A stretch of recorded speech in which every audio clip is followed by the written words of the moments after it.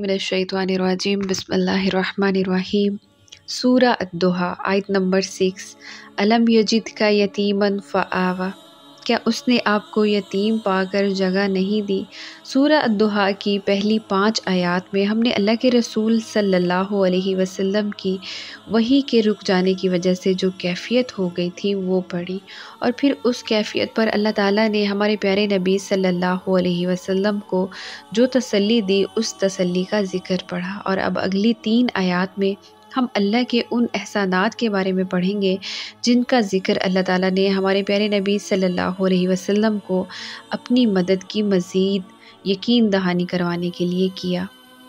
अल्लाह ताला इस आयत में अपने नबी सल्लल्लाहु अलैहि वसल्लम से फरमा रहे हैं कि आपसे नाराज़ हो जाने या फिर आपसे राब्ता मुनक़ता कर देने का सवाल कैसा, जबकि अल्लाह ने तो आपको तब भी तन्हा नहीं छोड़ा जब आप यतीम पैदा हुए थे।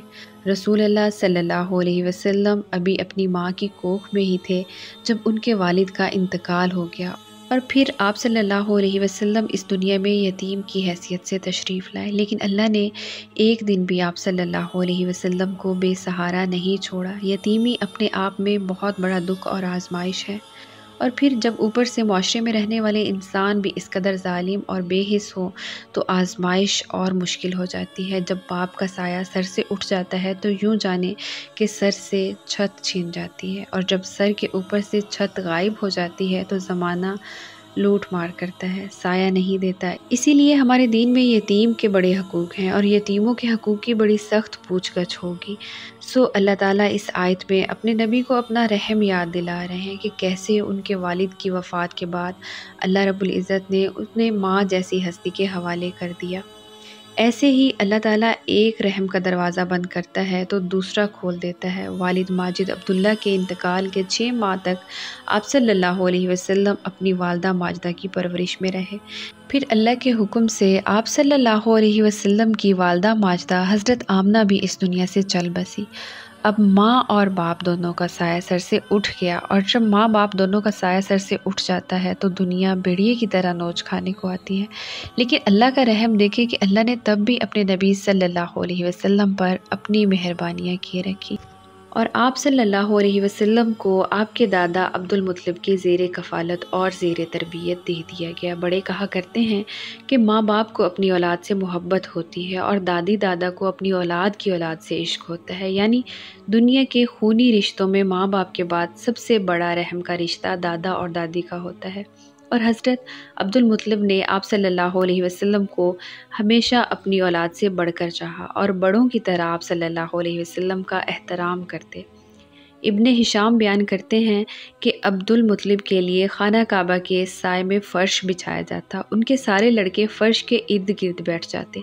अब्दुल मुत्तलिब तशरीफ़ लाते तो फ़र्श पर बैठ जाते और उन्हें देखकर बाकी सारे लड़के फ़र्श से हट जाते, क्योंकि वो मुकाम ख़ास अब्दुल मुत्तलिब के एहतराम में था। लेकिन अल्लाह के रसूल सल्लल्लाहु अलैहि वसल्लम अक्सर अपने दादा अब्दुल मुत्तलिब के मुकाम पर बैठ जाते। ये देखकर आप सल्लल्लाहु अलैहि वसल्लम के चचा इसे बेअदबी समझकर रसूल अल्लाह सल्लल्लाहु अलैहि वसल्लम को वहाँ से उठाने की कोशिश करते, लेकिन अब्दुल मुत्तलिब इन्हें रोक देते और फरमाते, मेरे इस बेटे को कुछ ना कहो, बाखुदा इसकी शान निराली है।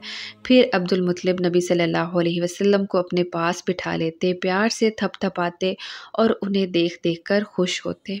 दादा की इतनी मोहब्बत और बेहद शफ़क़त के बाद आप सल्लल्लाहु अलैहि वसल्लम को यतीमी के एक और दौर से गुज़रना पड़ा, क्योंकि आप सल्लल्लाहु अलैहि वसल्लम के दादा का इंतकाल 2 साल बाद ही हो गया। लेकिन आप फिर से अल्लाह का रहम देखें कि अल्लाह रब्बुल इज़्ज़त ने अपने रहम की फिर भी कोई कसर नहीं छोड़ी, और दादा की वफ़ात के बाद आप सल्लल्लाहु अलैहि वसल्लम अपने चचा अब्बू तालिब की सरपरस्ती में चले गए। हज़रत अबू तालिब भी आप सल्लल्लाहु अलैहि वसल्लम के हकूक़ बड़ी खुश असलूबी के साथ अदा किया करते और अपनी औलाद से बढ़कर उन्हें अजीज़ रखा करते। अल्लाह ने अपने नबी सल्लल्लाहु अलैहि वसल्लम को ये तमाम एहसानात क्यों याद दिलाए? अल्लाह ने अपने नबी सल्लल्लाहु अलैहि वसल्लम को ये सब इसलिए याद दिलाया कि जो रब माँ की कोख से लेकर जवानी तक आप सल्लल्लाहु अलैहि वसल्लम का ख्याल रखता आया है, वो रब अब इन्हें कैसे यूं ही छोड़ देगा। जिस रब ने तब आप सल्लल्लाहु अलैहि वसल्लम के लिए रहम के ठिकाने बनाए जब आप सल्लल्लाहु अलैहि वसल्लम छोटे से थे, جو رب آپ صلی اللہ علیہ وسلم کو یہاں تک لے آیا ہے، وہ رب آپ صلی اللہ علیہ وسلم کو آگے لے جانے کی قدرت بھی رکھتا ہے۔ حالانکہ یتیمی کا فیز تو ایسا ہوتا ہے کہ جب انسان کے لیے سروائیو کرنا ناممکن ہوتا ہے، خاص کر تب جب آپ بالغ نہ ہوں، لیکن اللہ نے پھر بھی اپنے نبی صلی اللہ علیہ وسلم کی دیکھ بھال کی اور انہیں انہی ہاتھوں میں سونپا جو آخر تک نبی صلی اللہ علیہ وسلم کے ساتھ رہے۔ علم یجیدکا، یجیدکا کا مادہ واو جیم دال ہے۔ وجد کے معنی ہے پانا، وجود میں آنا، بے خودی کی کیفیت میں ہونا۔ جب رسول کریم صلی اللہ علیہ وسلم یتیم ہوئے تب آپ صلی اللہ علیہ وسلم بے خودی کی کیفیت ہی میں تھے۔ آپ صلی اللہ علیہ وسلم ماں کی کوکھ میں 6 مہینے کے تھے جب آپ صلی اللہ علیہ وسلم کے والد ماجد وفات پا گئے۔ یہاں اسی کیفیت کا ذکر آیا ہے، وہ کیفیت جب انسان کو اپنا آپ بھی خیال نہیں ہوتا۔ ہم زندگی کے کتنے ہی ایسے فیزز سے گزرتے ہیں جب ہمیں ہمارا خیال تک نہیں ہوتا۔ یتیمن کا مادہ یہ تے میم، وہ کم سن بچہ جس کے ماں یا باپ یا پھر دونوں ہی ماں باپ وفات پا گئے ہوں۔ اللہ کے بعد انسان کے لیے جو ایک رحم کا رشتہ ہے وہ اس کے ماں باپ کا رشتہ ہے، اور جب رحم کا یہ رشتہ ہم سے واپس لے لیا جاتا ہے تب ہمیں سمجھ آتی ہے کہ دنیا آخر چیز کیا ہے۔ تب انسانوں کے انوکھے روپ ہمارے سامنے کھل کر آتے ہیں، تب وہ حقیقتیں ہمارے سامنے لائی جاتی ہیں جن حقیقتوں سے ہم ماں باپ کے ہوتے ہوئے لا علم رہے۔ بہت سے لوگ اس آیت کے ساتھ اپنا تعلق نہیں ڈھونڈ پاتے، لیکن یتیم کے ایک اور معنی تنہا رہ جانے والا۔ اس آیت میں اللہ رب العزت نے رسول اللہ صلی اللہ علیہ وسلم کی نگاہ ان کے ماضی کی جانب موڑی اور انہیں وہ تمام مقامات یاد دلائے جب انہیں لگا تھا کہ وہ تنہا رہ گئے ہیں، لیکن تب ان کا رب ان کے ساتھ تھا، اور یہ اللہ نے انہیں اسی لیے یاد دلایا تاکہ وہ اپنے رب سے نا امید نہ ہوں۔